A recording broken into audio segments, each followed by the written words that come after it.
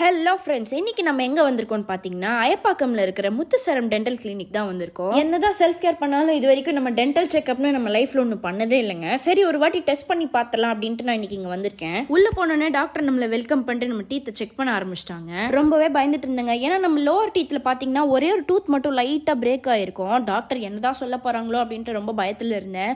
அப்புறம் நல்ல டாக்டர் உள்ள எல்லாம் செக் பண்ணி பார்த்துட்டு ரொம்பவே ஹெல்த்தியாக இருக்குது உங்கள் டீத்து, எந்த பிரச்சனையும் இல்லை, சூப்பராக மெயின்டைன் பண்ணுறீங்க, நல்லா இருக்குது, ஹெல்த்தியாக இருக்குது கம்ஸ்ன்னு சொல்லி ரொம்பவே ஹாப்பி ஆகிட்டோங்க.